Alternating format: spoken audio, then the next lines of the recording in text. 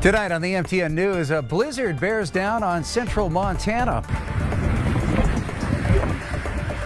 Near whiteout conditions lead to treacherous travel in Lewistown, the Little Belt Mountains, even northern Wyoming. Plus, changes at checkout. I'd rather see them there than not have them available. Only time I really use them over at Walmart when I got maybe one or two items. Winco joins the growing list of businesses saying so long to self-checkout. And all aboard.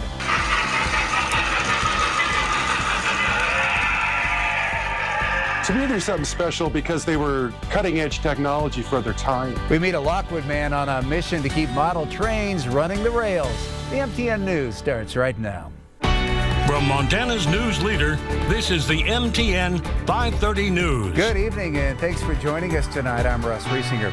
President Trump is wasting no time enacting plans to bolster enforcement on the southern border, fulfilling a campaign promise also echoed by many Republicans, even here on the northern border.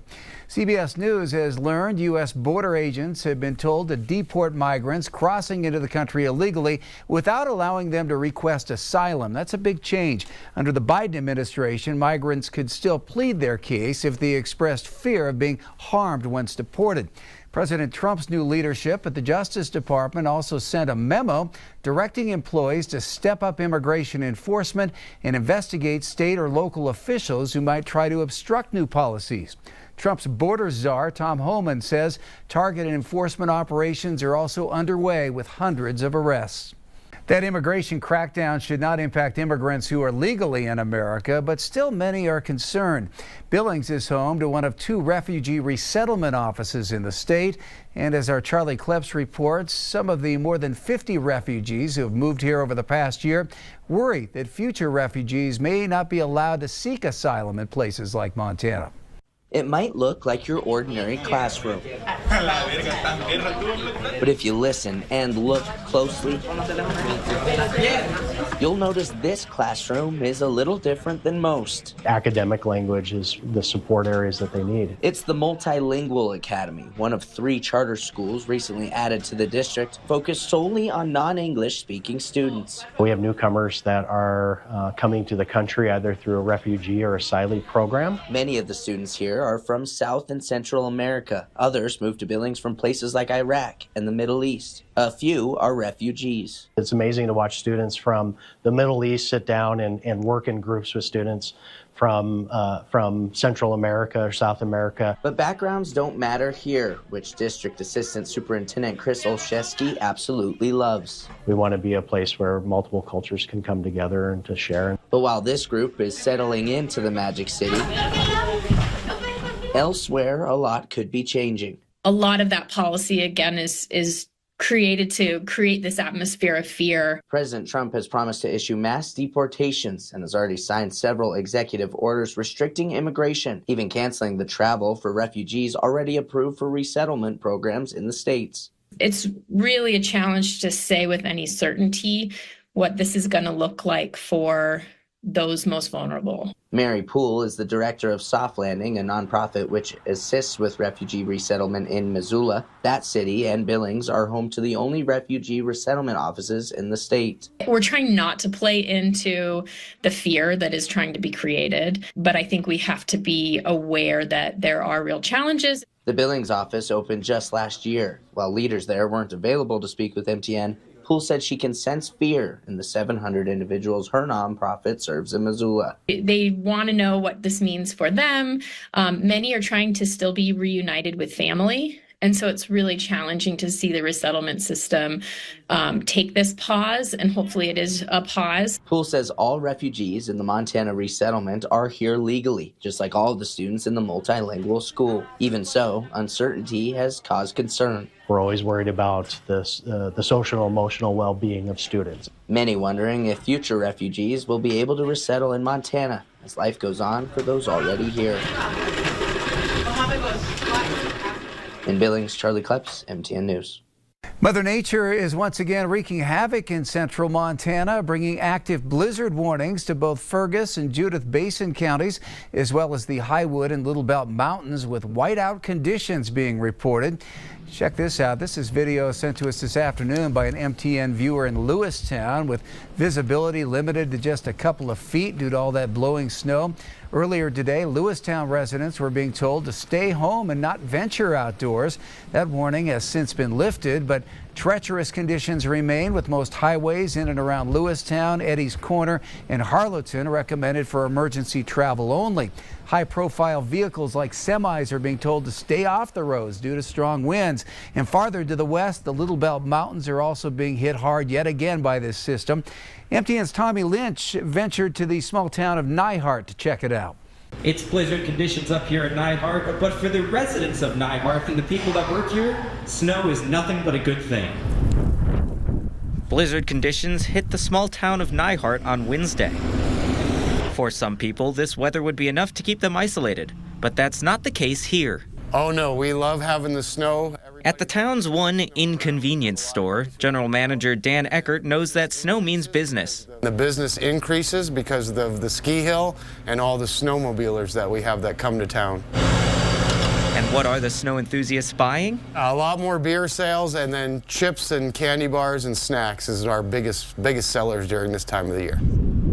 The lodging in town is packed, from Airbnbs to the local motel. Overall, for the weekend, the motels sold out Thursday night, Friday night, and Saturday night. Janice Smith-Bagaria owns and manages Bob's Bar, Dining and Motel in Nyhart. And if you couldn't tell from the ski poles with the pool cues, she's thrilled with the weather. This is the weather that our sports enthusiasts dream of. And whether you come in for beer or hot chocolate, the locals are happy to have you. When we have snow like this, it's really exciting. People are excited. Nyhart, a town built for bad weather. In Nyhart, I'm Tommy Lynch, MTN News. Blizzard-like conditions are also halting travel for a second straight day through northern Wyoming. I-90 between Sheridan and the Montana line is under no unnecessary travel advisory.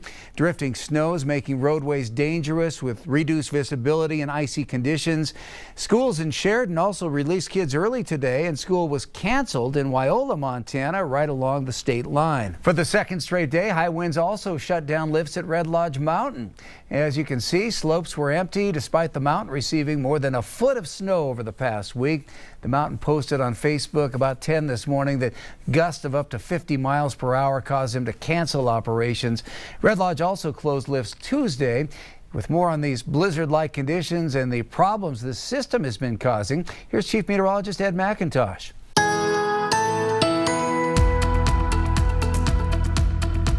Well, it's hard to take a picture of the wind, but I think Steve did a pretty good job of giving us the effect of how the day felt with the windswept areas and just the cold that was really largely because of the strong gusty winds. Notice that especially for Billings towards the east, we saw gusts of 35, 45 miles per hour. Many of the strongest gusts in this line from Havre, Lewistown, Billings down towards Sheridan, Wyoming. 54 mile per hour wind gusts today recorded in Buffalo, Wyoming. Visibility down to a quarter mile for you in Sheridan, and actually better right now than it has been for a while in Lewistown at 1.25 miles. More wind, more snow. We'll talk about all the forecast details coming up. Doing away with new technology, Winco here in Billings is one of a growing list of stores removing cashier-less self-checkouts. Matt Carmack looks into the reasons for the switch and finds out what customers think about it. Winco here in Billings has officially decided to eradicate all of their self-checkout options, opting for a more traditional shopping experience.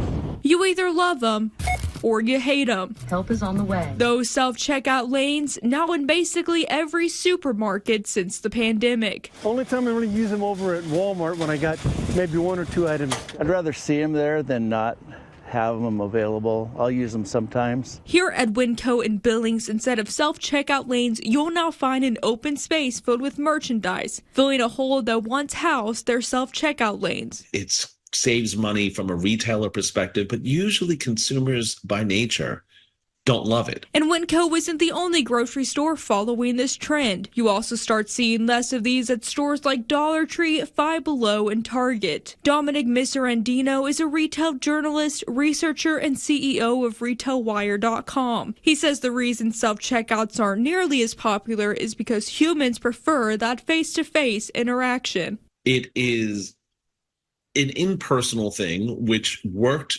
during COVID when we wanted to keep social distancing.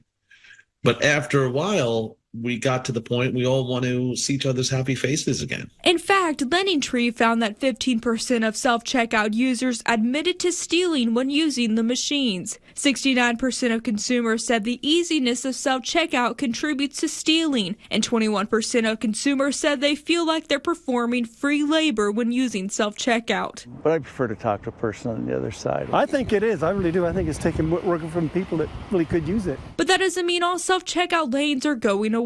4 machines can cost more than $100,000 to install. So some stores are instead opting to add more staff in those areas, checking receipts at the doors and limiting the number of items allowed. To me, the studies can tell us one story, but a study is a retrospective look at what's happening and what occurs further down. In Billings, Matt Carmack, MTN News.